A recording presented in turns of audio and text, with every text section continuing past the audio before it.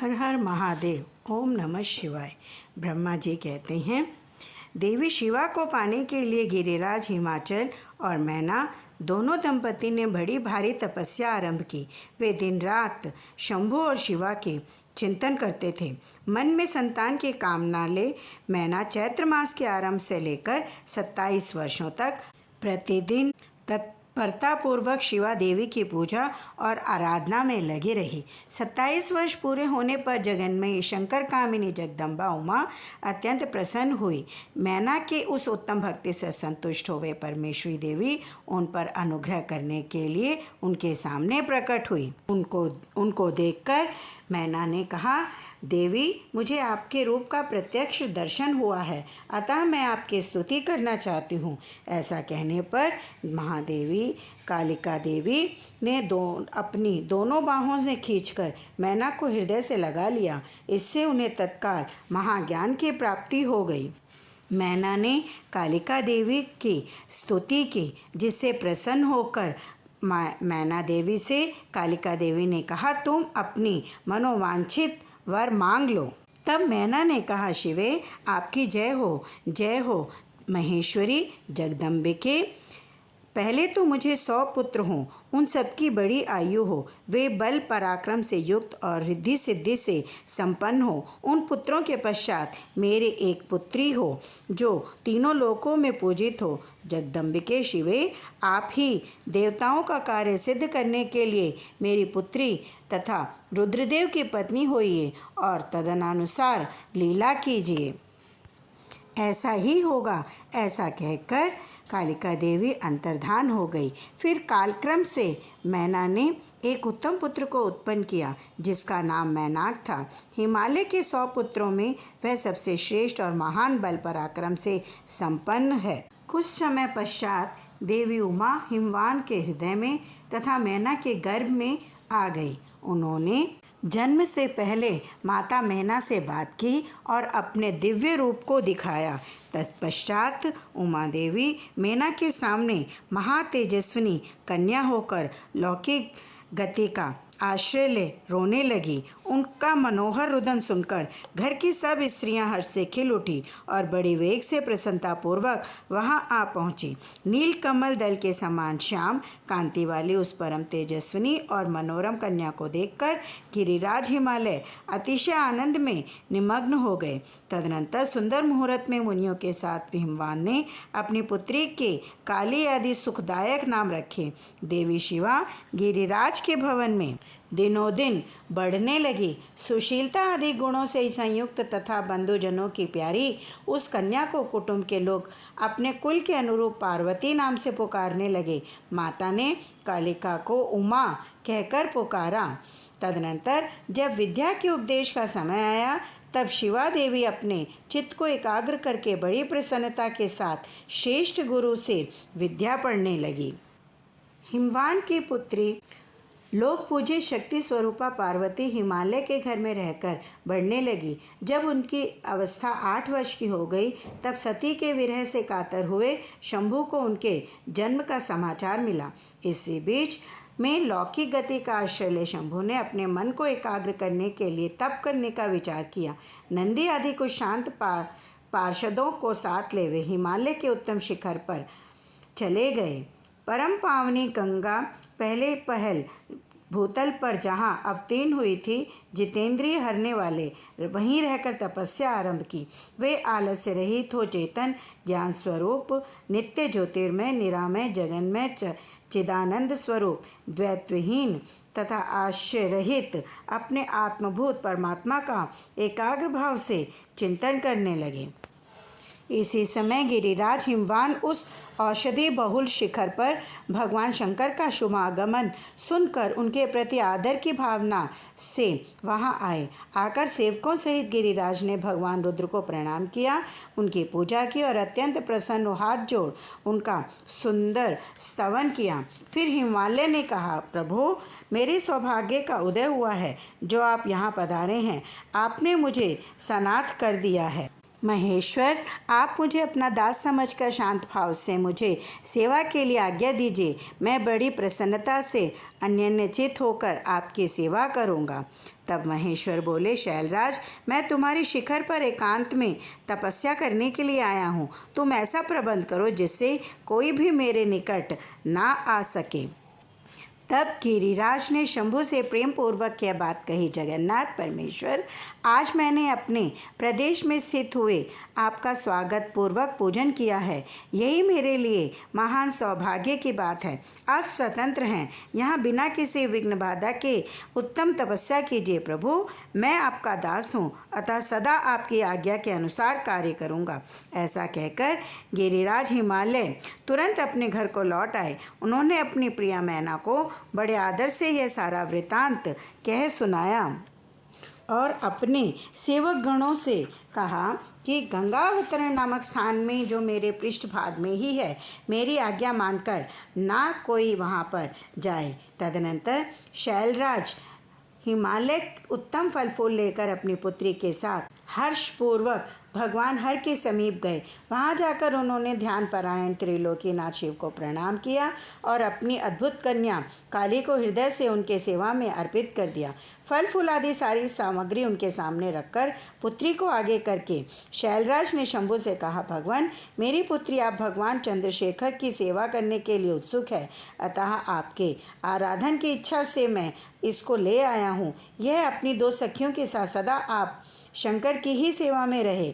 नाथ, यदि आपका मुझ पर अनुग्रह है तो इस कन्या को सेवा के लिए आज्ञा दीजिए। तब भगवान शंकर ने उस मनोहर कामरूपिणी कन्या को देखकर आंखें मूंद ली। यह देखकर हिमाचल ने मस्तक झुकाकर पुनः उनके चरणों में प्रणाम किया।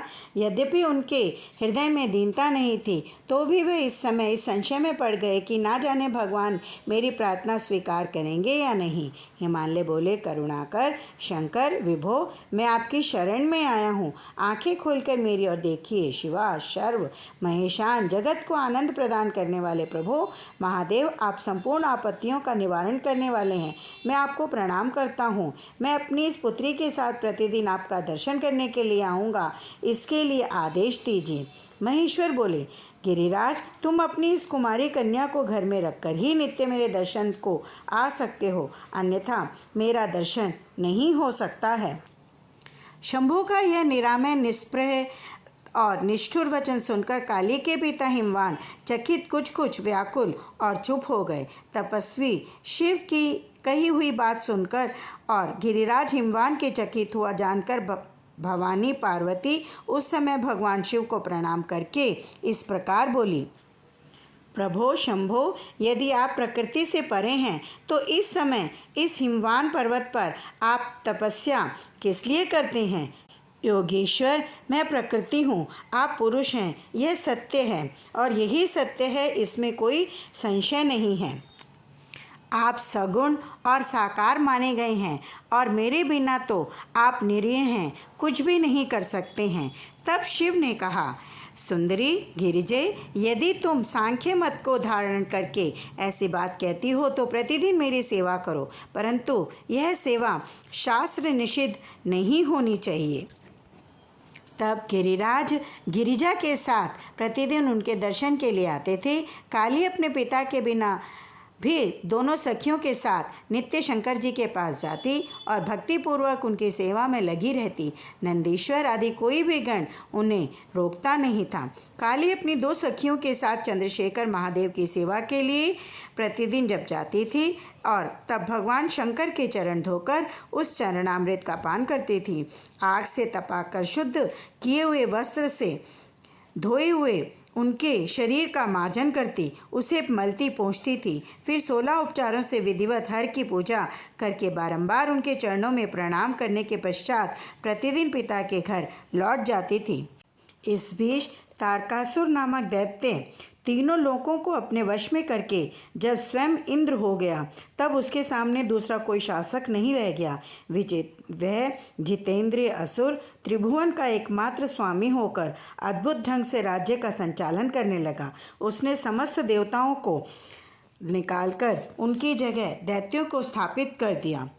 स्वर्ग को उसने जीत लिया था।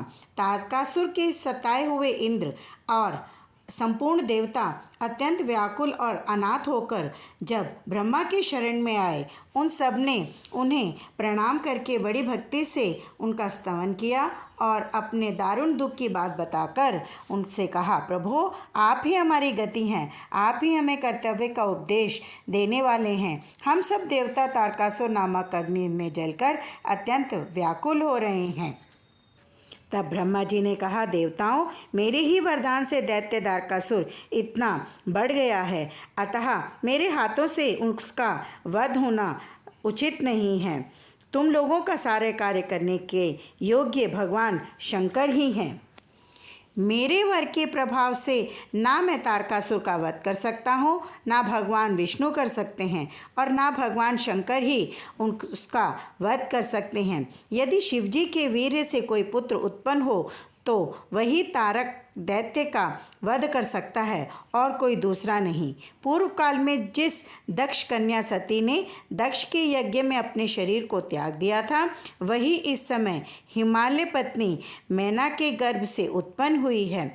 महादेव जी उस कन्या का पाणी ग्रहण अवश्य करेंगे।